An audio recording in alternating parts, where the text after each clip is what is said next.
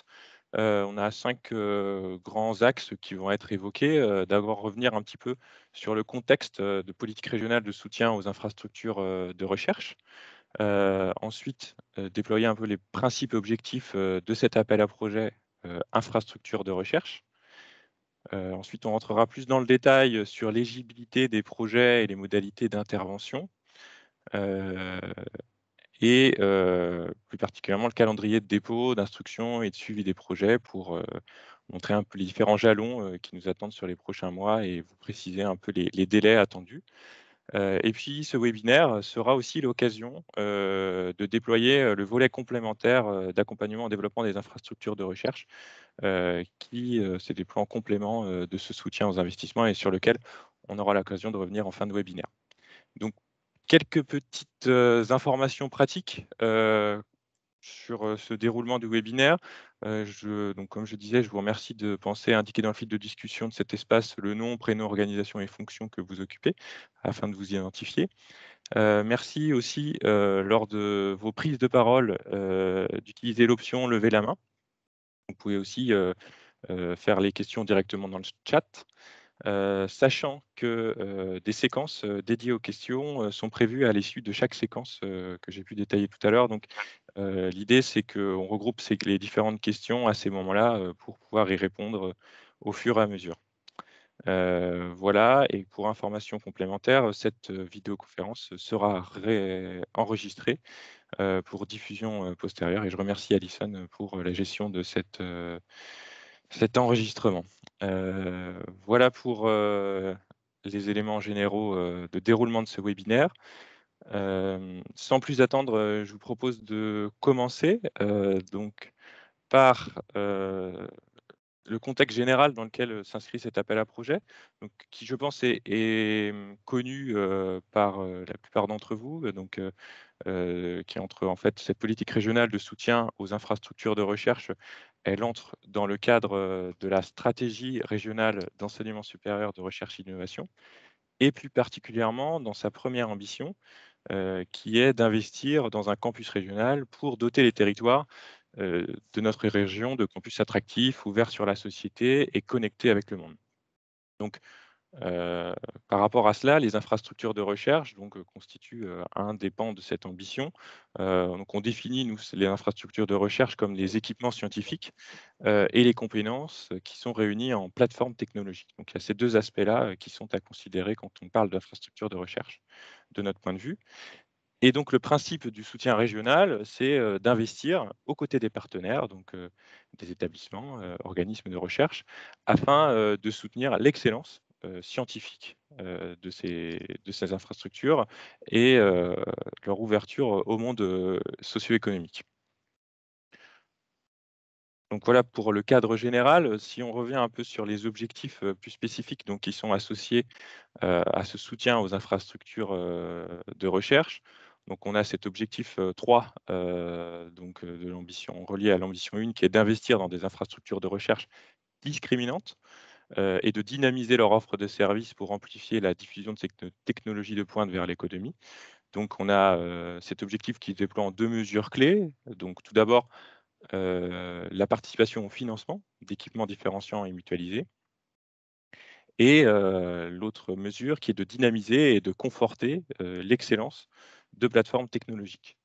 Donc ces objectifs, ces mesures, elles s'incarnent, dans des dispositifs, que vous connaissez, bien entendu, qui sont des dispositifs, à périmètre et volumétrie, variables. Il y a d'une part, le volet équipement scientifique du CPER, pour des projets assez, importants et structurants. Donc il faut savoir que sur, le CPER en cours de signature, pour la période 21-27, il y a plus de 80 millions d'euros qui sont dédiés, à ce volet équipement scientifique du CPER. Donc ça, c'est Quand un des Quentin, pardon de oui, t'interrompre, peut-être ajouter à ce sujet puisque, la gestation, l'instruction de ce CPER a pu apparaître particulièrement douloureuse et longue puisque les établissements et organismes avaient déposé leurs projets, dès le dernier trimestre 2019. Vous dire ou vous confirmer que, ce CPER devrait être signé demain, au Mans, en présence de la ministre des collectivités locales et de la présidente de région. Donc le processus aboutit enfin. Les établissements ont été sollicités pour préciser les calendriers d'exécution de leurs projets afin de pouvoir engager dès 2022 une première phase de contractualisation bilatérale des projets. Voilà, merci. Merci David, pour ce complément qui, était une information qui était sûrement attendue par les partenaires. Donc voilà, concernant cette première brique donc, qui est assez importante du volet scientifique, équipement scientifique du CPER, donc qui va être déployé assez prochainement. Autre dispositif donc, qui, lui, s'intègre dans un périmètre plus spécifique, qui est le périmètre thématique des sciences de la vie du vivant, c'est le soutien aux plateformes Biogène Ouest, dont je crois que Pierre Boudry est présent lors du webinaire, donc directeur du GIS Biogène Ouest. Donc là, on a un soutien qui concerne seulement les plateformes en sciences de la vie du vivant et qui concerne un volet investissement pour des équipements inférieurs à 150 000 euros. Il y a aussi un soutien au fonctionnement des plateformes du réseau Biogène Ouest et c'est important de le souligner aussi, à la cellule d'animation donc qui intervient sur le périmètre interrégional, donc à la fois en Bretagne et en Pays de Loire. Donc ça, c'est un soutien assez important, historique, qui se déploie depuis 20 ans, avec environ 20 millions d'euros qui ont été apportés au soutien à Biogène Ouest durant ces 20 dernières années. Heu, voilà pour les 2 dispositifs et le dispositif qui nous intéresse aujourd'hui, un dispositif intermédiaire qui lui qui comporte donc un périmètre large, multithématique. Donc c'est de l'appel à projet infrastructure de recherche ligérienne qui concerne des projets entre 150 000 euros et 1 million d'euros et qui, en complément de ce volet investissement, complément du soutien à l'investissement, il y a un volet d'accompagnement au développement d'infrastructures qui est en train de se déployer et que j'aurai l'occasion de présenter donc à la fin de ce webinaire. Donc voilà un peu pour les différentes briques de financement des infrastructures de recherche au niveau régional. Heu, il faut maintenant plutôt se concentrer sur le dispositif d'appel à projet infrastructure de recherche ligérienne. Donc c'est un dispositif qui a été déployé l'année dernière pour sa première édition et donc peut-être vous dire que c'est un dispositif qui traduit une évolution importante des modalités de soutien régional aux infrastructures de recherche. Donc auparavant, il y avait un soutien aux équipements moyens, donc auquel s'est substitué cet appel à projet et donc cet appel à projet traduit une évolution qui rend compte d'un constat, qui était, que malgré, l'importance du soutien régional aux équipements, il était observé un niveau insuffisant, d'infrastructures de recherche de notre territoire reconnues à l'échelle nationale, et européenne et à cet égard, donc les résultats, du dernier Equipex, donc rendu en décembre 2020, montraient justement que la région des Pays de la Loire, par rapport à d'autres régions, notamment la Bretagne, avait un nombre de projets, beaucoup moins important, donc lauréat, de cet appel à projet national. Et donc il a été, justement, face à ce constat, décidé de faire évoluer le dispositif, de moyens d'équipement pour, en faire un soutien d'une part plus important pour des montants plus importants, donc supérieurs à 150 000 € et jusqu'à 1 million d'euros, comme je l'évoquais tout à l'heure, mais aussi un soutien régional qui ne comporte plus seulement le volet équipement, donc pas seulement un soutien à un équipement sec, mais aussi la volonté à travers ce soutien d'accompagner les trajectoires de développement des plateformes. Donc l'idée, c'est d'accompagner ces projets d'infrastructure à différents niveaux de maturité, donc à la fois des projets de création d'infrastructures de recherche ou de développement, d'infrastructures déjà existantes, pour, des types d'infrastructures, différents, donc à la fois à site unique, distribué, virtuel. Donc là, j'ai mis des exemples, voilà, pour illustrer un peu ces différents types, d'infrastructures. Heu, donc on a pour résumer sur ce point, un soutien qui évolue, justement à travers cet appel à projet et qui démontre en fait la volonté, d'accompagner, heu, à travers ce soutien, la trajectoire de développement, des plateformes. Donc l'objectif, c'est faire en sorte que les équipements et compétences qui sont déployés en plateforme répondent aux caractéristiques d'une infrastructure de recherche. Et donc ces caractéristiques d'une infrastructure de recherche, en fait, elles sont en cohérence avec les orientations nationales et européennes, et c'est pourquoi, en fait, c'est on reprend, finalement les critères, propres, heu, à ces infrastructures de recherche qui sont, donc déployés là sur ce slide. Donc, le soutien, on considère à la fois l'acquisition, la jouvence d'un ou plusieurs équipements, donc qui constituent le socle de la demande. Mais derrière, il est attendu, de déployer à travers, cette acquisition, une trajectoire de structuration, autour de différentes, briques, heu, notamment, la mise en place d'une gouvernance dédiée, l'ouverture, aux acteurs, industriels, aux acteurs économiques, la mise en place d'une structure de gestion, et d'exploitation administrative et technique, la mise en place d'un processus qualité, et donc un ensemble d'éléments, donc associés donc, aux équipements regroupés, en plateforme qui, a pour objectif et finalité, l'intégration de réseaux d'excellence scientifique nationaux, et européens. Et donc sur ce point, j'insiste sur le mot trajectoire. Donc, trajectoire, c'est en fait, ça traduit le fait que ces différents aspects donc, sont des moyens, donc l'ouverture aux acteurs industriels, c'est un moyen au service d'une fin. Donc il y a une certaine hiérarchie, c'est-à-dire que l'objectif, c'est bien d'intégrer des réseaux d'excellence scientifique nationaux et européens, et pour cela, il y a un certain nombre de critères qui sont, notamment l'ouverture aux acteurs économiques, mais aussi la mise en place d'une gouvernance. Donc c'est ce que traduit, l'idée de trajectoire.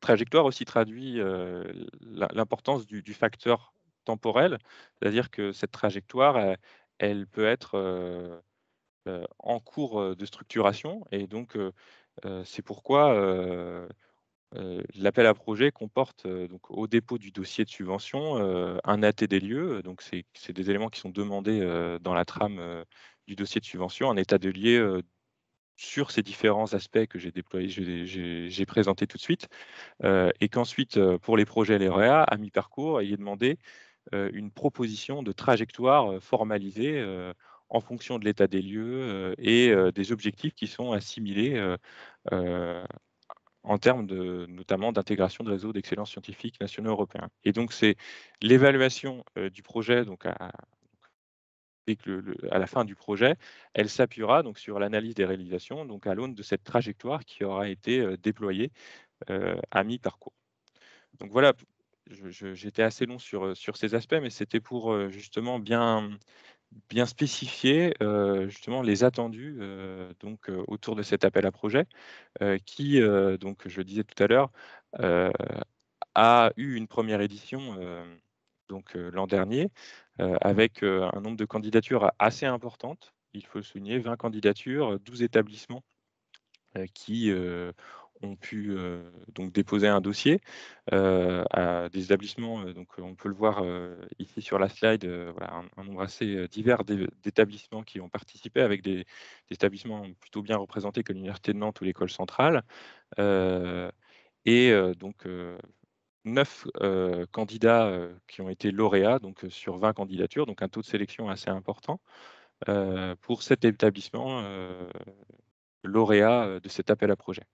Donc, dans le détail, on a 6 projets de plateforme en développement qui ont été soutenus et 3 projets en création.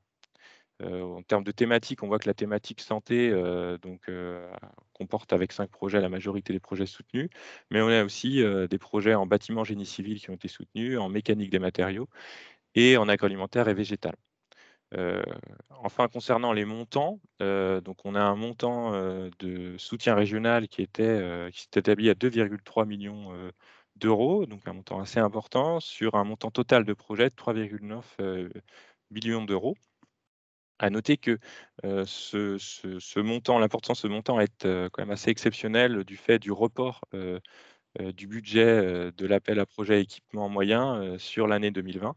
Et donc pour cette année, le montant l'enveloppe consacrée sera peut-être un peu moins importante, que cette année un peu exceptionnelle de lancement de l'appel à projet. Peut-être préciser également, Quentin, que effectivement, hein, la volumétrie financière de l'appel 2021 intégrait le report du budget équipement moyen 2020 qui n'avait pas été mobilisé. La région s'était engagée à ce qu'il n'y ait pas d'année blanche, donc c'était cumul de deux dotations budgétaires, et que le FEDER, hein, qui avait été pressenti pour contribuer au financement, n'a pas été mobilisé en 2021 puisque le futur programme opérationnel FEDER de la région des Pays de la Loire n'est toujours pas validé et finalisé.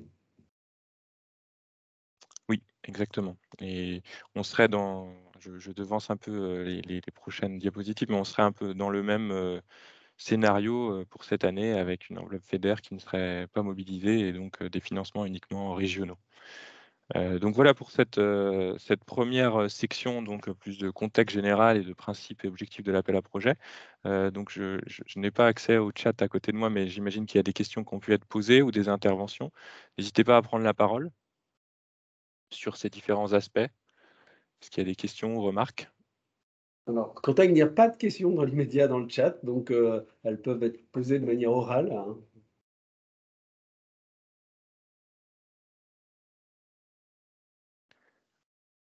Alors, OK.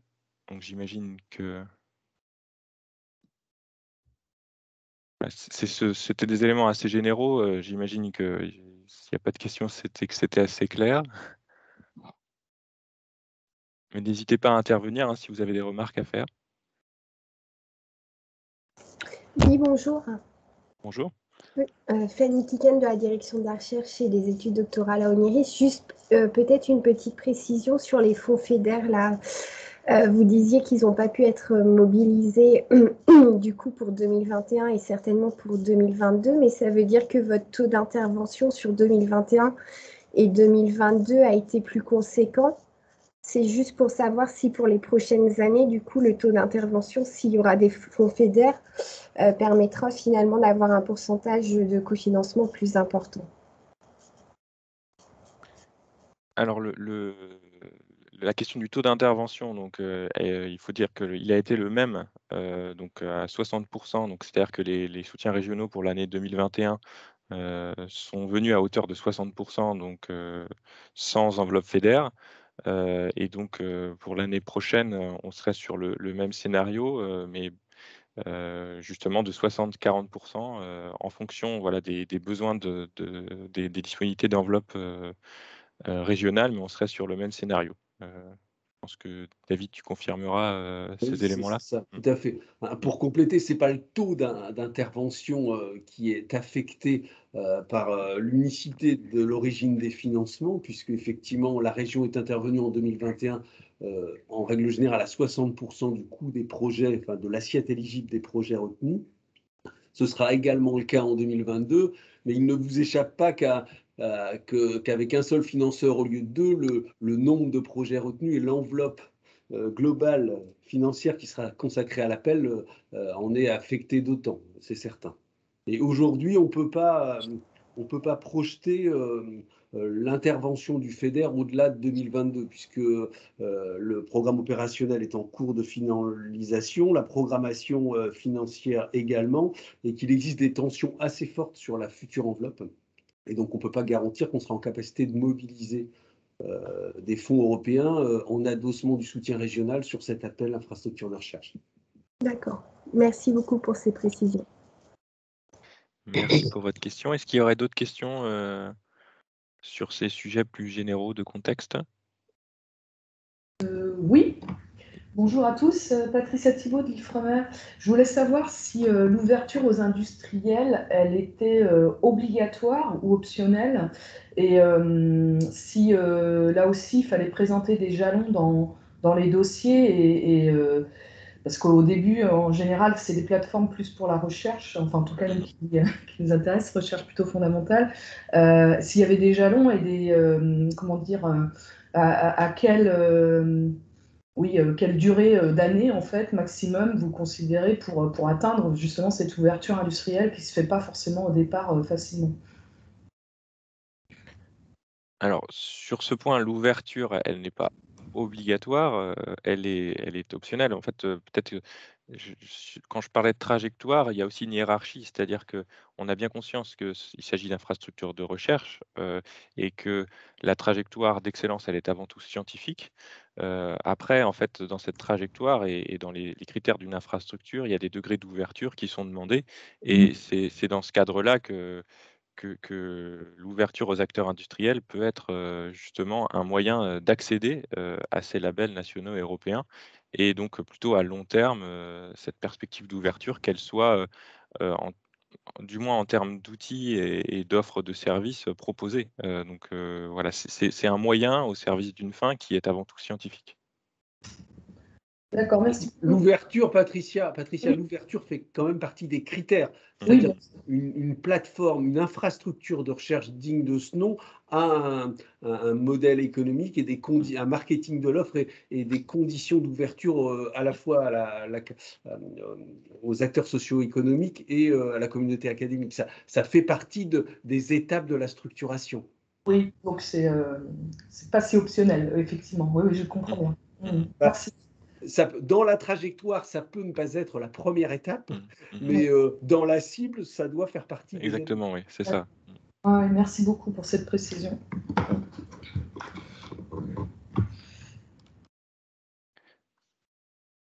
Est-ce qu'il y aurait à ce stade d'autres questions ou est-ce qu'on continue sur des aspects peut-être plus pratiques et opérationnels?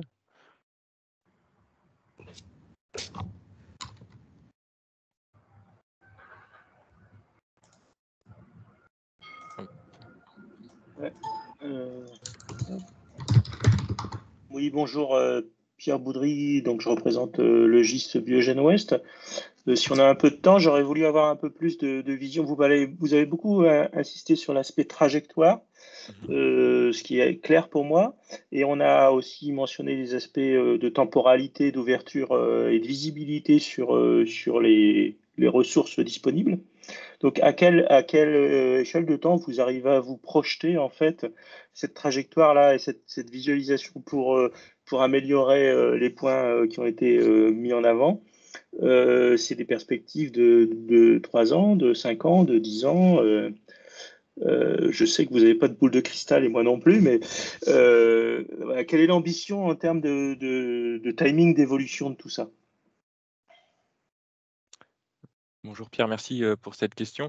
Alors peut-être que l'échelle de temps, dans un premier, donc c'est vrai qu'on n'a pas de boule de cristal, mais ça peut être l'échelle du projet, c'est-à-dire la mise en œuvre du projet, peut permettre justement d'avoir une trajectoire. Donc il y a l'acquisition d'un équipement, après la formalisation, la structuration d'une trajectoire associée, et après des objectifs qui peuvent se déployer le long du projet et peut-être ensuite des objectifs un peu plus ambitieux pour atteindre heu, l'accès à des labels nationaux ou européens à 3 ou 4 ans. On est donc à la fois dans une dynamique de projet qu'on essaie de stimuler à travers cette dimension et cette trajectoire et derrière, voilà, peut-être à plus long terme, des objectifs voilà, plus généraux qui sont regardés dès l'entame du projet.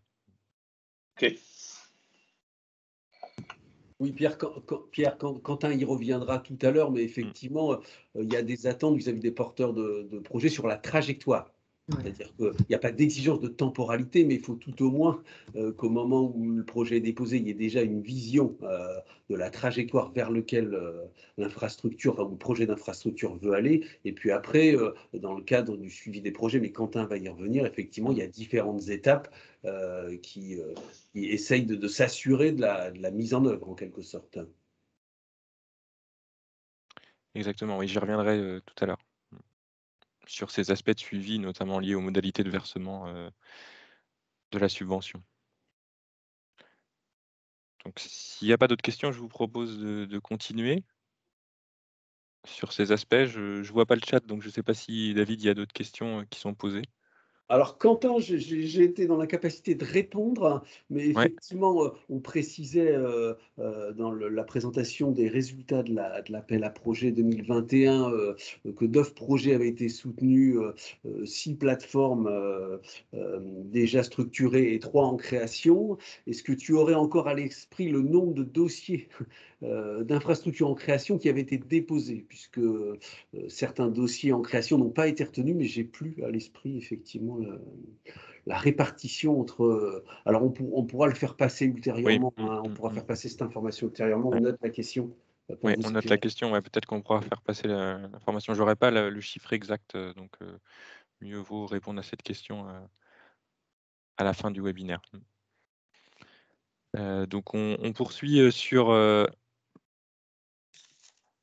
des aspects un peu plus pratiques donc de l'appel à projet. Donc tout d'abord, quels sont les bénéficiaires, les types de projets éligibles? Donc au niveau des bénéficiaires, il faut savoir que tous les établissements d'enseignement supérieur et de recherche, donc publics et parapublics, menant une activité de recherche principale ou considérés comme organismes de recherche ayant une application dans les Pays de la Loire sont bénéficiaires de cet appel.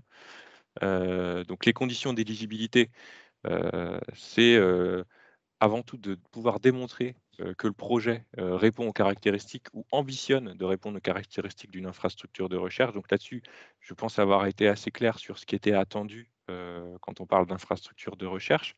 Donc à la fois en termes de création d'infrastructure ou de développement d'une infrastructure existante. Donc voilà pour les critères d'éligibilité. Le périmètre des projets, donc là-dessus, j'ai déjà pu évoquer quelques éléments. C'est l'acquisition d'un ensemble d'équipements neufs ou la jouvence d'équipements intégrés ou un cours d'intégration dans une plateforme. C'est important de le souligner. On a aussi cet appel à projet comporte aussi un volet jouvence. Le coût total, donc j'en ai déjà parlé, c'est supérieur à 150 000 € jusqu'à 1 million d'euros maximum. Donc ce coût total, il est à l'échelle du projet, donc ce n'est pas un équipement, ça peut être plusieurs équipements. À l'intérieur donc du projet peut être aussi contemplé un volet immobilier qui est possible si les besoins sont clairement identifiés. Donc ce volet immobilier, bien sûr, il ne faut pas qu'il représente la majorité du projet, mais bien une part marginale et qu'il réponde et qu'il comporte en fait des aménagements nécessaires à la mise en place de l'équipement. Donc c'est vraiment un volet complémentaire et minoritaire par rapport à la demande globale. Voilà pour cet aspect-là. Donc les modalités d'intervention, on en parlait tout à l'heure. Le taux d'intervention de la région donc, peut atteindre jusqu'à 60% maximal du montant total hors taxe du projet. Donc le financement du projet, donc les 40% restants, peut faire appel à différentes sources de financement, à la fois publiques et privées. Et donc sur cet aspect-là, donc il faut considérer qu'un taux maximum de financement public, aide régionale comprise, pourrait être défini. Donc ça, c'est plutôt des éléments d'instruction du dossier qui pourront conclure à l'applicabilité de la réglementation européenne relative aux aides d'État dans le champ de la RDI en vigueur. Donc ça, c'est dans le cas assez spécifique de financement FEDER que cette règle pourra s'appliquer de manière plus stricte. Mais comme on a pu tout à l'heure le dire, ça ne sera pas le cas pour cet appel à projet, donc pour cette année-là, sachant qu'il n'y aura pas de financement FEDER qui compléteront le taux d'intervention en région. Ensuite, sur les usages identifiés, donc le projet doit concerner des travaux d'innovation, de recherche fondamentale et ou appliquée. Et donc c'est important de le souligner, hors recherche clinique qui n'entre pas dans les modalités d'intervention du service recherche en général. Donc la recherche clinique est hors modalité de soutien. Voilà, après, mentionner aussi que les opérations qui sont sélectionnées dans le cadre du CPER et du Biogène Ouest, donc qui sont déjà financées, bien entendu ne peuvent pas être cofinancées via cet rappel. Alors, Quentin, il y a une question. Mmh. Alors, je vois pas Oui. C'est Christophe Aubray, je suis directeur général de l'ESEP. J'ai Oui, posé une bonjour. question dans la zone conversation, mais je ne suis pas sûr qu'on ait la réponse exacte. Est-ce que les établissements d'enseignement supérieur privé d'intérêt général, donc qui portent le label ESPIG, sont également éligibles à ces dispositifs? Donc oui, la réponse est positive. Je crois que vous avez dernièrement déposé des dossiers à un autre appel régional Pulsar. Oui, oui, tout à fait. Donc, si vous êtes considéré comme éligible à cet appel, vous l'êtes aussi sur l'appel infrastructure. Oui, la réponse est bien positive, oui. Très bien, merci. Merci de votre question. Alors, je propose de continuer sur ces aspects-là. Donc, concernant les critères de sélection, des projets qui sont déployés sur plusieurs volets. Donc, tout d'abord, on va vérifier l'adéquation du projet avec les critères constitutifs d'une infrastructure de recherche. Donc ça, c'est ce que j'ai pu déployer tout à l'heure. Et dans le détail, on va vérifier si une stratégie de développement est envisagée, donc avec une trajectoire d'excellence académique, une feuille de route technologique. On regarde également le caractère discriminant, le positionnement et la plus-value du projet de plateforme dans l'écosystème régional, national et européen. Donc c'est dans ce périmètre-là que le caractère discriminant est évalué. On a aussi un regard sur la contribution du projet au développement d'activités de recherche d'excellence, ce qui nous paraît important en fait à formaliser dans le dossier de subvention. Également la formalisation d'une gouvernance de projet, donc qui veut être un pilote à une gouvernance dédiée à l'infrastructure. Également, il est regardé s'il y a une vraie réflexion sur le modèle économique, on en parlait tout à l'heure, de l'infrastructure qui est établie avec la structuration d'une offre de services tarifée, le marketing de ces offres. Ça, c'est des éléments qui sont évalués. On regarde aussi s'il existe une offre de compétences ou s'il est envisagé de mettre en place une offre de compétences, une information aux utilisateurs, donc un règlement, une charte qualité. Et puis, autre critère, si il est envisagé un mode de gestion ou s'il existe déjà un mode de gestion dédié de la plateforme et plus largement le degré d'ouverture envisagé des équipements. Donc voilà pour ce premier volet qui en fait reprend les critères d'une infrastructure de recherche et sur lequel on va évaluer les projets. On évalue aussi Pardon de t'interrompre. Sébastien, tu avais une question ou ta main est restée levée? Non, alors bonjour à tous. Effectivement, c'était la question sur la diapo d'avant, donc tant pis, j'attendais, c'est pas grave, la fin de l'explication de Quentin. C'était sur les data, mais je peux patienter au moins la fin de cette diapo. Non, je pense que. Alors, Quentin, je laisse Quentin organiser. Oui, non, il n'y a pas de problème. Hein, tu peux poser la question, Sébastien. Je vais revenir sur la j'ai la voix un peu couverte, désolé. Ouais.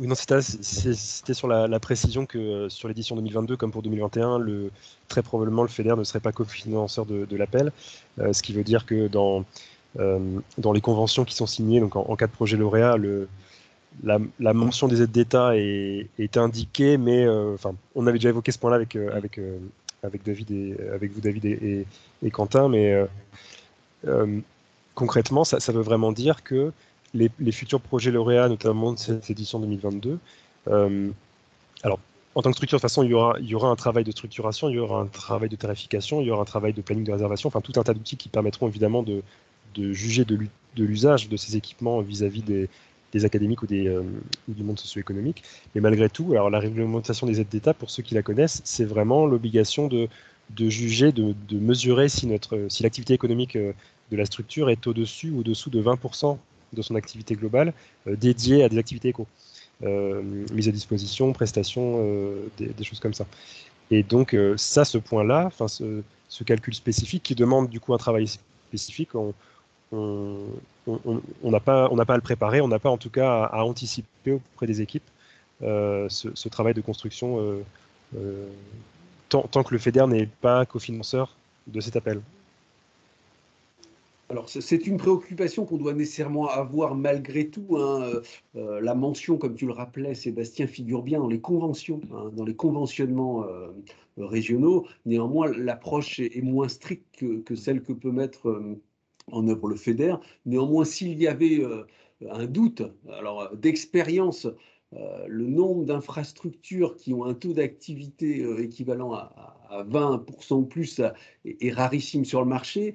Pour le périmètre qui vous concerne, finalement, Nantes Université, moi, il y aurait peut-être Algo Solis qui peut poser question ponctuellement compte tenu de la nature de son activité, mais on examinerait les choses au cas le cas. S'il y avait une suspicion, plus qu'une analyse approfondie étendue à l'ensemble des projets déposés. En fait, le sens de ma question, c'était. Alors, c'est pas du tout adressé à la région parce que vous avez montré à beaucoup de reprises votre souplesse et vous êtes très arrangeant en tout cas sur le conventionnement, sur tout ce que vous pouvez. Donc, et d'ailleurs, je profite pour vous en remercier à nouveau. Je pensais plutôt à l'audit parce que j'en ai vécu quelques-uns. Le jour où une équipe FEDER, un audit missionné par le FEDER arrive chez un bénéficiaire, il n'y a plus de conditionnel. En l'espèce, il n'y a pas de leur FEDER, approche. Comment? En l'espèce, il n'y a pas de FEDER, donc. Il n'y a pas de FEDER, c'est ça. C'est ça. Donc, en tout cas, pour les aides d'État, ce serait la discussion méthodologique sur comment, comment grosso modo, on se situe là-dedans, mais sans forcément, c'est ça, avoir d'audit derrière. Ok, merci. Là, en l'espèce, la région est jugée partie, puisque c'est elle qui attribue les aides sur ses fonds souverains, en quelque sorte, et c'est elle qui contrôlerait s'il y avait contrôle. On ne dépendrait pas d'une structure extérieure comme la CICC qui intervient sur les fonds européens, effectivement. D'accord. Donc, on essaierait d'être cohérent avec nous-mêmes.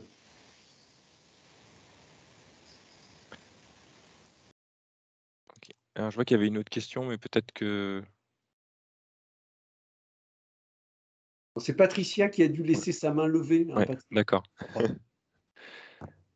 Donc voilà, alors je poursuis sur les critères. Donc un autre volet concernant les critères de sélection des projets, c'est on va regarder l'impact du projet sur le territoire régional.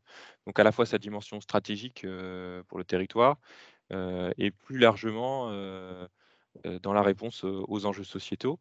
Et puis on va regarder bien évidemment l'inscription du projet en cohérence et en ouverture aux filières économiques stratégiques du territoire et notamment avec les technocampus. Donc ça, c'est un deuxième volet qui est plus un volet territorial. Et enfin, dernier volet qui n'est pas le moins important, on regarde l'implication des tutelles et les moyens associés donc au projet et à l'infrastructure. Donc il est demandé dans le dossier un avis des tutelles qui montre leur implication sur la place de l'infrastructure dans la stratégie et les institutions qui portent justement cette plateforme. Et puis aussi, on regarde les modalités de financement de l'opération, donc voilà l'implication des tutelles sur ce point-là, et notamment en termes de ressources humaines, point important car on considère que l'équipement, l'infrastructure est un équipement aussi associé à des compétences et donc qu'il doit y avoir aussi des ressources associées à cet équipement et donc c'est un des facteurs de réussite du projet et c'est un volet qui est également un critère qui est également considéré et important, considéré important dans notre analyse. Donc voilà les différents critères de sélection. Sur ce sujet, voilà, on a déjà commencé un peu la phase de questions, mais si vous avez des questions plus générales sur la manière dont sont sélectionnés les projets, quels projets sont éligibles à cet appel, n'hésitez pas à intervenir.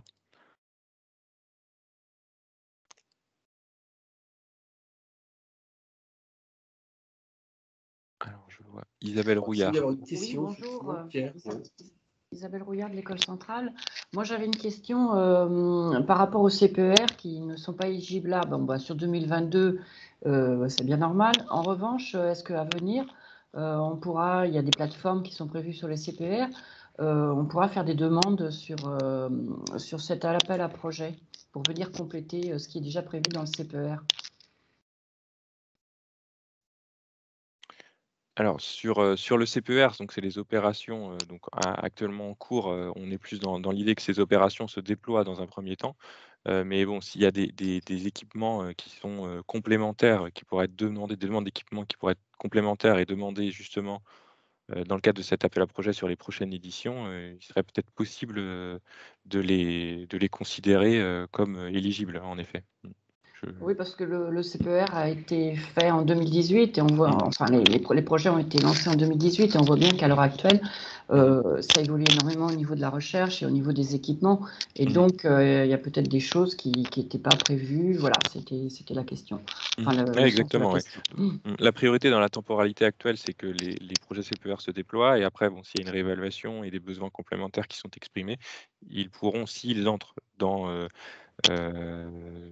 la fourchette des projets, donc 150 000 à 1 million d'euros, et dans les critères de trajectoire, ils pourront être considérés comme éligibles à cet appel, en effet.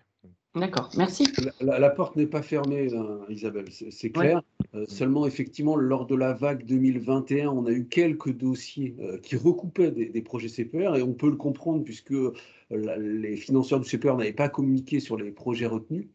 Néanmoins, on a tendance à considérer, comme le disait très bien Quentin, que les projets CPR doivent se déployer dans un premier temps et qu'ensuite, il faudra démontrer le besoin complémentaire et comment effectivement ce besoin complémentaire sert à la trajectoire que souhaite mettre en œuvre le soutien. D'accord. Merci David. Il y avait une question de Pierre aussi, peut-être? Oui, merci. C'est une question très générale. Vous avez beaucoup insisté sur les critères et c'est bien normal. Est-ce qu'il y a des informations concernant les modalités d'évaluation? Est-ce que ça part à l'extérieur? Enfin, ce genre de plus. Est-ce que c'est est-ce qu'il y a une partie scientifique et une partie plus, je dirais, stratégique ou politique? Enfin, quelles sont les étapes en fait d'évaluation des projets et qui les met en œuvre? Alors, je vais revenir sur ce point, Pierre, par la suite, là, sur le calendrier et justement les modalités d'instruction. Donc, je préciserai ces aspects-là, mais en fait, c'est sur les deux aspects que tu évoques. Il y a une instruction en interne, mais il y a aussi des appels à des expertises extérieures que je détaillerai par la suite dans le calendrier de l'appel à projet. Ok. Sébastien, tu as également une nouvelle question, je crois. Merci. Effectivement, elle est complètement additionnelle à celle de Isabelle. Nous ne t'entendons pas, Sébastien. Ouais, on entend très faiblement le micro. Là, c'est mieux. Vous m'entendez? Alors, moi, j'entends très faiblement, mais...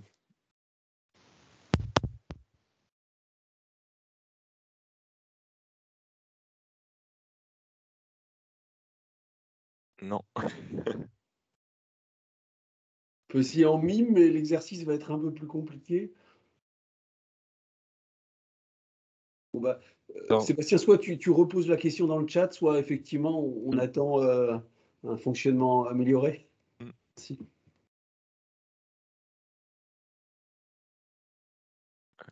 En attendant que Sébastien pose sa question, peut-être qu'il y avait d'autres questions sur ces aspects-là. Alors, je vois qu'il y a eu pas mal de questions dans le chat qui ont été répondues. Oui, je pense que c'est bon, Quentin, pour les questions qui ont été posées dans le chat. Oui. D'accord. Donc, c'est bon. Ok. On attend la question de Sébastien, peut-être? Non, je pense que Ouais. il nous la reposera à la fin si Ouais. ces outils fonctionnent mieux ou alors via le chat. Ouais. Tu D'accord. peux continuer. Merci, Quentin. Ok, donc on continue justement là sur, donc pour répondre à la question de Pierre Boudry, sur le calendrier, les procédures de dépôt et d'instruction des dossiers. Donc, le téléservice a été ouvert donc lundi dernier, et donc il est ouvert jusqu'au 8 avril, donc date limite de dépôt des dossiers. Le dépôt se fait sur le portail des aides régionales, donc via le téléservice dédié. Donc, se rappeler qu'une demande par plateforme est un dossier déposé par le bénéficiaire demandeur de l'aide. La trame qui a été la trame de subvention et les informations à compléter sont très similaire à l'an passé. Donc il y a quelques petits changements qui ont été opérés, mais qui sont des changements génériques, donc qui seront propres à l'ensemble des dispositifs et des appels à projets du service recherche, et qui concernent notamment les thématiques de recherche. Donc il a été décidé de prendre des thématiques, les thématiques de l'ANR, et donc c'est des thématiques qui seront à renseigner, donc les thématiques que vous connaissez bien, enfin que les chercheurs connaissent bien, en tout cas vous aussi, pour déposer notamment des projets à l'ANR. Donc c'est les mêmes thématiques qui seront à renseigner.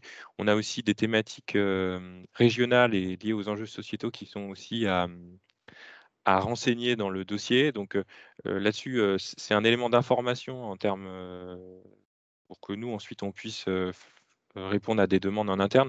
C'est pas un élément qui sera euh, inclus dans l'évaluation du dossier. Donc ça, c'est important de le souligner. Donc voilà pour la trame, elle est disponible d'ores et déjà sur le site internet de la région, ainsi que les pièces complémentaires à adresser. Voilà pour le dépôt. Peut-être souligner que, j'en parlais tout à l'heure, il est demandé un avis et un classement des tutelles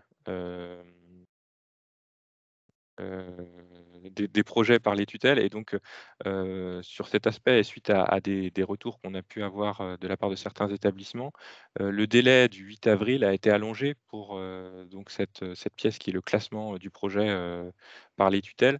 On a un dépôt qui pourrait être effectué avant le 2 mai, donc pour permettre justement les réunions des tutelles autour des projets.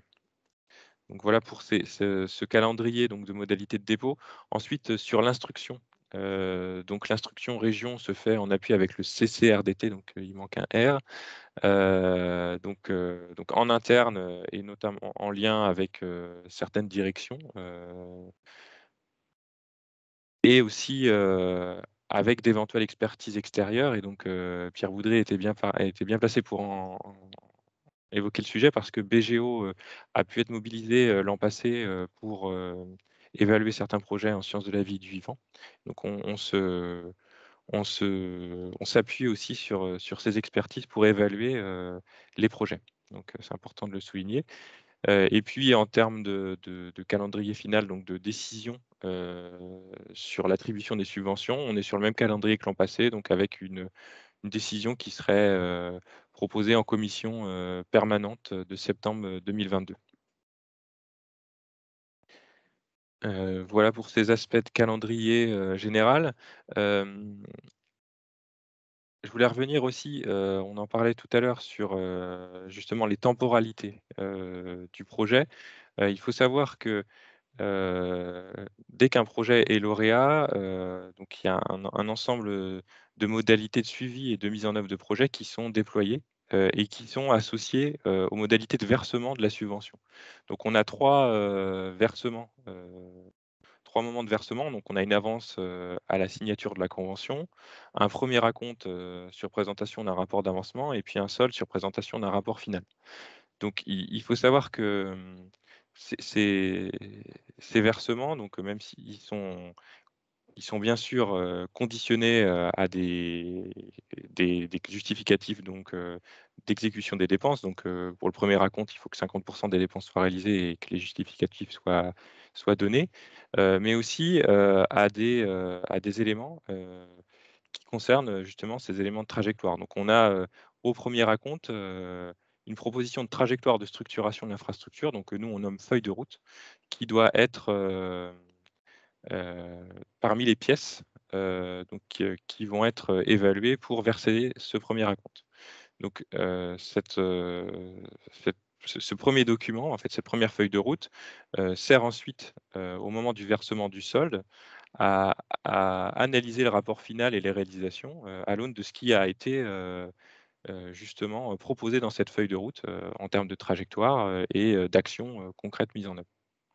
Donc voilà un peu les modalités de suivi et de mise en œuvre du projet qui sont directement associées aux modalités de versement. C'est important de le souligner et de montrer que c'est des outils pour nous justement de suivi de mise en œuvre du projet.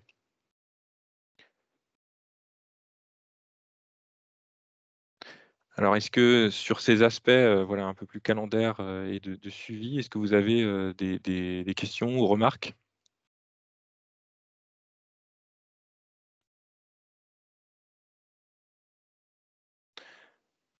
Alors, Émilie Briand-Dubreuil pour INRAE a une question, je crois. Oui, bonjour. Est-ce que vous m'entendez bien? Oui. oui, Oui, ça va. bonjour.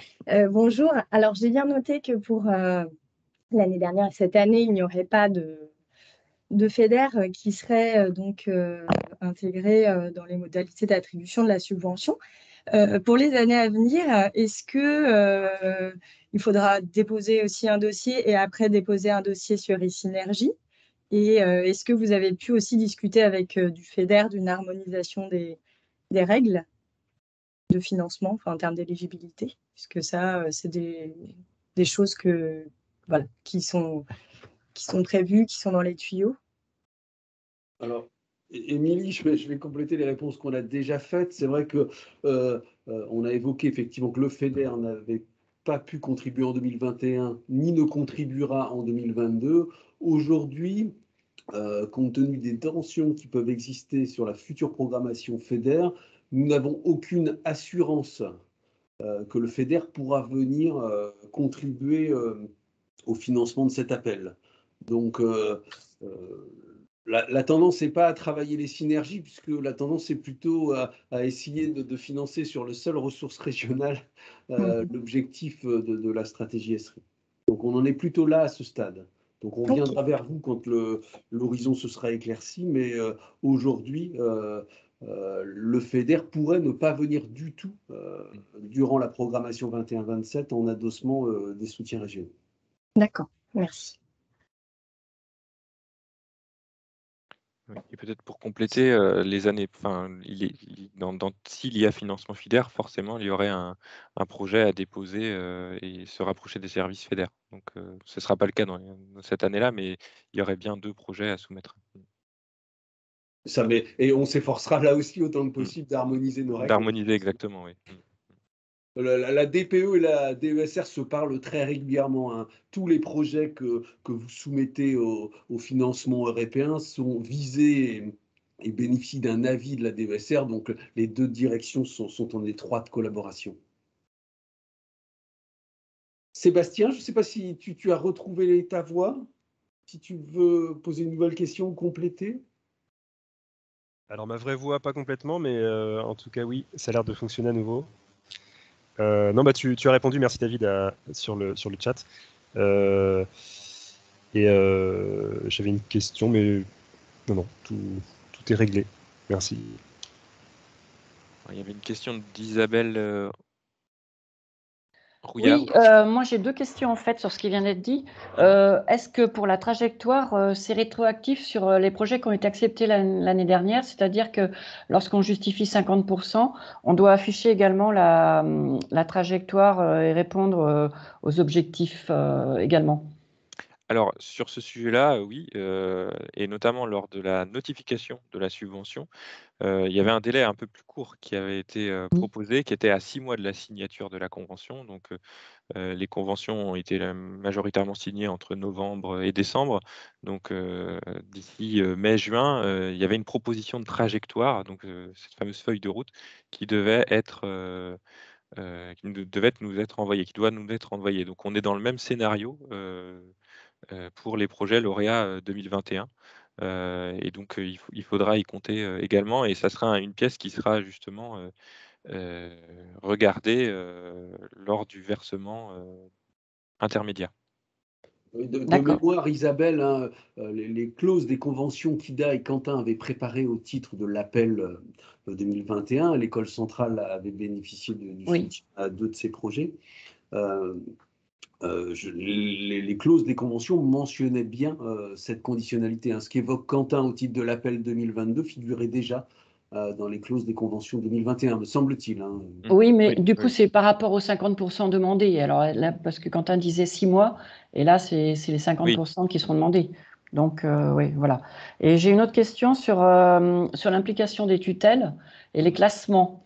De manière concrète, vous attendez quoi exactement? C'est-à-dire qu'un projet déposé par un établissement doit être classé avec l'accord des tutelles, ou alors est-ce que chaque tutelle va déposer son classement à part, quoi?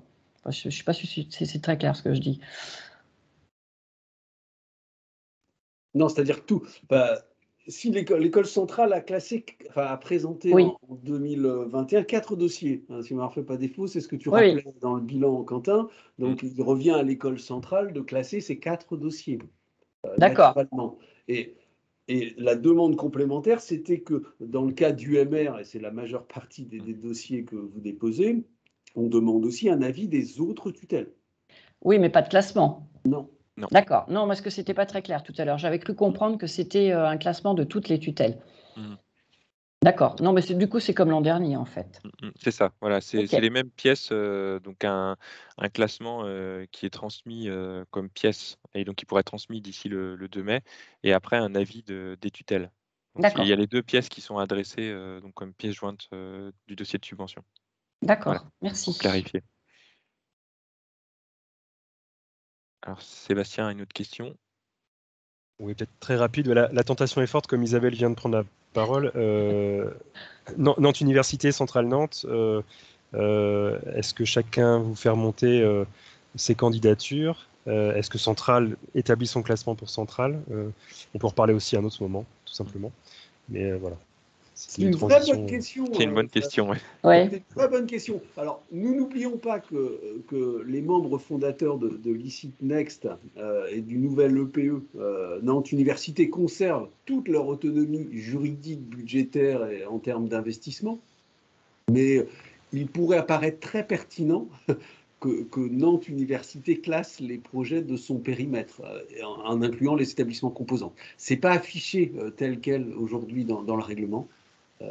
Mais ça aurait tout à fait du sens, et ça irait dans le sens de la création de ce nouvel établissement, effectivement. Donc à nous organiser évidemment en interne. Donc en gros, Isabelle, te recontacter pour ça. Bon, je ferme la parenthèse. Ok.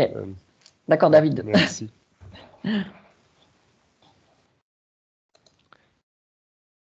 Alors voilà pour ces aspects. Est-ce qu'il y aurait d'autres questions complémentaires?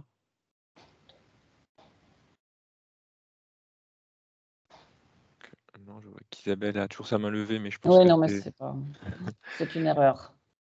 Il n'y a pas de quota de questions, hein, Sébastien et Isabelle, n'hésitez pas. Donc, je vois pas d'autres questions pour le moment. Donc, je propose de continuer sur le volet complémentaire d'accompagnement au développement des infrastructures de recherche. Donc, pour préciser, c'est un volet qui a été pensé dès le départ dans la mise en place de l'appel à projet infrastructure, donc dès 2021, mais qui s'est déployé un peu de façon distincte. Donc, on a d'abord eu un soutien au volet investissement qui a été attribué en septembre, et donc on a eu une réflexion qui s'est mise en place ensuite pour voir comment on pouvait accompagner certains projets dans leur trajectoire de développement en tant qu'infrastructure de recherche. Et donc, dans ce cadre-là, et donc ce volet se déploiera pour les projets lauréats 2021 et aura vocation à se déployer sur l'année 2022 également. Donc, il faut savoir que l'éligibilité des projets, donc, qui est définie lors de l'instruction, donc au regard justement des éléments que vous pouvez préciser sur la trajectoire de structuration, on va considérer les projets lauréats de l'appel, donc qui peuvent bénéficier d'un soutien à l'investissement, mais également des projets qui sont non retenus, mais pour lesquels un besoin d'accompagnement a été identifié. Et donc ça, c'est important de le souligner. Il pourrait y avoir un accompagnement complémentaire à des projets non lauréats sur le volet investissement. Donc la philosophie, c'est de pouvoir accompagner ces projets à travers des études, donc les subventions pour le recours à une prestation de type études, qui pourront contempler différents volets. Donc, c'est un peu les éléments que je précisais tout à l'heure sur la structuration de la trajectoire. Donc, on a un des éléments de diagnostic. Donc, l'étude pourrait mettre en avant un état des lieux de l'existant pour identifier les points d'amélioration à travailler, à maturer sur les différents aspects et critères d'une infrastructure. Ensuite, un volet objectif donc de définition des standards nationaux et européens que la plateforme veut atteindre. Donc, un peu l'issue de la trajectoire, et puis une partie recommandation en lien avec les objectifs et la feuille de route donc, qui ont pu être formulées dans les étapes présentes. Donc l'idée, c'est qu'à travers cette étude, il y a une dynamique de projet qui se déploie autour de cette trajectoire d'accompagnement. Donc c'est un volet qui contemplerait donc une subvention donc, d'un montant maximum de 30 000 € avec un taux d'intervention maximum de 80% du coût total de l'étude. Le choix du prestataire est laissé entre les mains du bénéficiaire de l'aide. Et donc, comme je disais tout à l'heure, c'est un volet qui se déploie selon certains projets identifiés au cours de l'instruction et qui se déploiera donc d'ici les prochains mois. Donc, j'en profite pour dire que Cécile André, donc à la direction de l'innovation, a été associée justement à la mise en place de ce volet, notamment sur les aspects ouverture aux acteurs économiques et industriels. Et donc, on copilote ce volet complémentaire d'accompagnement aux infrastructures de recherche. Donc, voilà pour ces aspects-là. Si vous avez des questions et remarques par rapport à ce volet spécifique donc, qui n'avait pas été présenté jusque-là, je vous laisse la parole.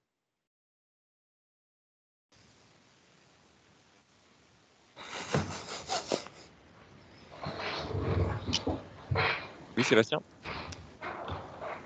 Oui, j'ai une petite question sur l'édition 2021 notamment.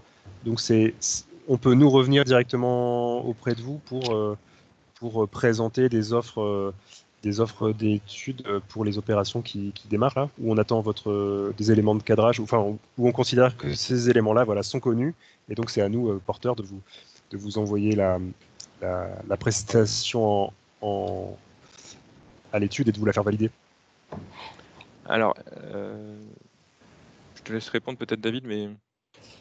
Non, effectivement, lors de l'instruction 2021, les services ont identifié un nombre de projets, qu'ils aient été soutenus ou pas soutenus, qui pourraient émarger à ce volet complémentaire. Donc, nous avons déjà présélectionné les projets qui émargeraient. C'est à nous maintenant de revenir vers les établissements. Le volet était encore en cours de maturation jusqu'à dernièrement. On essayait de construire les modalités d'intervention et de soutien, mais c'est effectivement l'ADESR, le service recherche, qui va revenir vers les établissements pour leur proposer cet appui complémentaire à la structuration.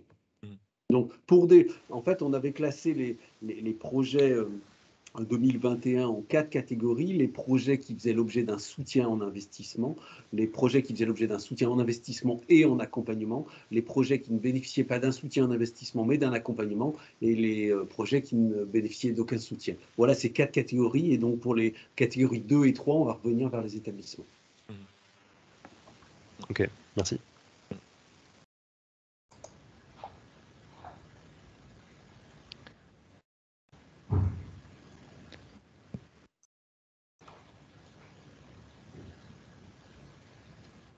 Est-ce qu'il y avait d'autres questions sur ce volet accompagnement?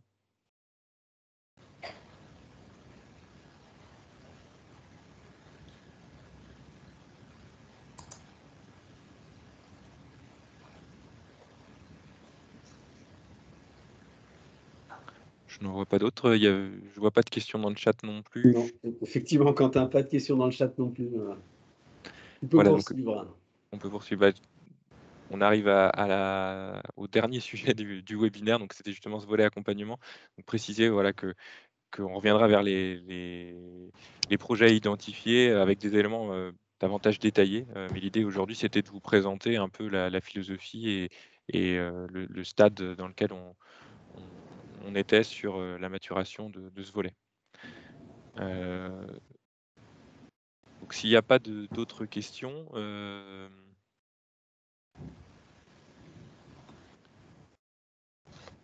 je propose que... Alors, on peut peut-être juste compléter, Quentin, en disant qu'effectivement, le dispositif n'en est qu'à sa seconde édition, enfin sa deuxième édition, puisqu'il y en aura vraisemblablement une troisième. Hein. Il a vocation à s'inscrire dans la durée. Et à l'issue des 2 premières éditions, Quentin et le service recherche feront un premier petit bilan pour essayer de voir comment l'appel peut subir des améliorations, des évolutions, des inflexions qui seront à ce stade que marginales. Mais néanmoins, on reste aussi à l'écoute des partenaires pour faire évoluer dans le sens des ambitions régionales d'une part et des objectifs de la région et des besoins des établissements ce dispositif. Donc, on reste à votre écoute pour bonifier le dispositif pour les années à venir. Exactement.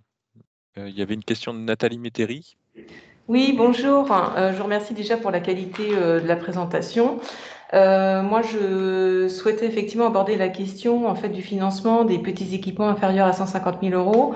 Nous avions échangé à l'automne avec David à ce sujet-là et je voulais savoir si la réflexion avait évolué du côté de la région, justement pour prendre en compte ces besoins en fait, de financement complémentaire sur finalement un positionnement autre que sont finalement ces équipements, en fait, ces petits équipements ou moyens équipements inférieurs à 150 000 €. Alors c'est un sujet récurrent que portent notamment, plus particulièrement, les universités. Effectivement, on a essayé de vous présenter effectivement la nouvelle philosophie du soutien régional, hein, qui vient après de très longues années de soutien à des équipements moyens des laboratoires qui n'ont pas produit l'effet escompté en termes de trajectoire des laboratoires ligériens. Donc aujourd'hui, Quentin vous a présenté les 3 leviers CPER, Biogène Ouest dans le périmètre des sciences et de la vie et du vivant et infrastructures de recherche. Il existe aujourd'hui, dans le cadre des dispositifs régionaux, d'autres leviers pour financer des petits équipements. Je pense notamment à l'appel trajectoire nationale, hein, ces bonifications de la prise de leadership dans le cadre de l'appel à projet générique ANR ou des objets du PIA. Là, vous pouvez bénéficier d'un soutien générique à 50 000 € qui peut comporter une part d'équipement à 20 000, à 30 000 €. Il n'y a pas de quote-part d'équipement figé. Donc, c'est un levier, un premier levier pour répondre à votre demande. Un autre levier, hein, on l'a évoqué, et, il n'est pas encore vraiment déployé, c'est la contractualisation qu'on souhaite engager avec établissements et organismes. Dans le cadre de cette contractualisation, on peut envisager des co-investissements communs. On a débuté cette contractualisation avec le CNRS. Le plan d'action peine un petit peu à aboutir, mais néanmoins, ça peut faire partie des leviers de cofinancement d'équipements dans la mesure où l'établissement afficherait sa priorité sur certains équipements qui n'entrent pas dans la cible de l'appel infrastructure de recherche, mais qui sont prioritaires pour le fonctionnement des labos. S'il y a un co-investissement significatif du partenaire, la région pourrait intervenir. Donc, c'est ce levier-là. Et je voudrais ajouter que dans le cadre de l'appel infrastructure, le soutien régional concerne des équipements, enfin un équipement ou un ensemble d'équipements. Il peut y avoir dans le projet global des besoins en équipements dits moyens. On ne cible pas uniquement des équipements ultra différenciants ou d'un montant très élevé. Mais il faudra démontrer que cet équipement qui pourrait avoir plutôt un caractère récurrent ou de fonctionnement métabolique du laboratoire, il sert la trajectoire et l'ambition globale de la plateforme. Donc il y a aussi une porte d'entrée possible pour les équipements de ce niveau-là dans le cadre de l'appel infrastructure de recherche. Ça ne peut pas être le seul, hein. Vous ne pouvez pas nous présenter, vous avez bien compris, un seul équipement à 50-60 000 €, mais un équipement de ce montant et de cette nature peut faire partie du projet global de structuration. Voilà la réponse que je peux vous apporter sur ce sujet dans l'immédiat. Et je rappelle que... C'est parfait, puis c'est cohérent avec notre temps d'échange de l'automne dernier. Donc effectivement, à nous de nous emparer aussi des dispositifs.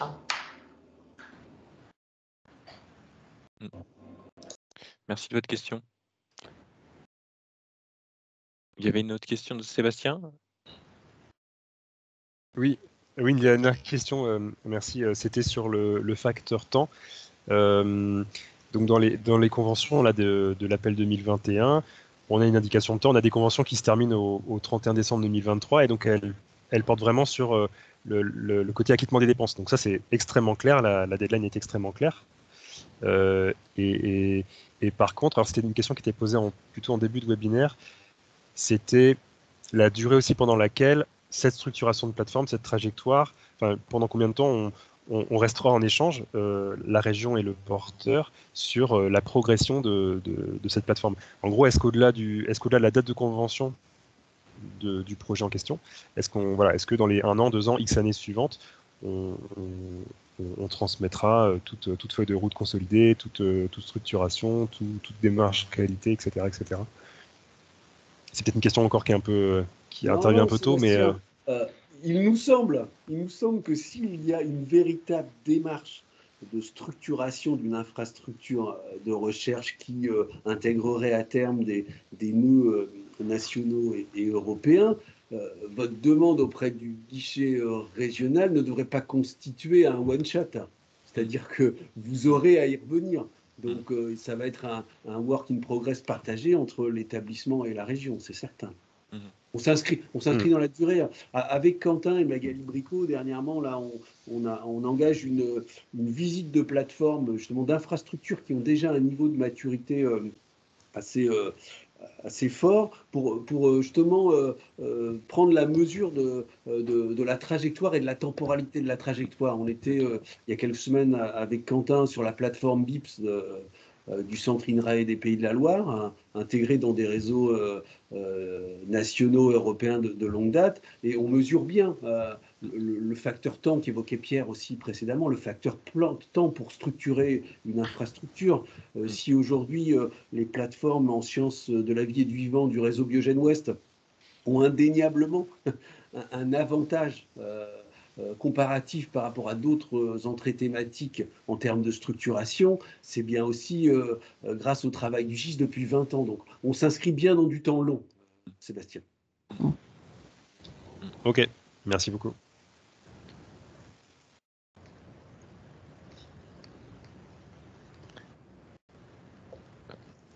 Je vois pas d'autres questions.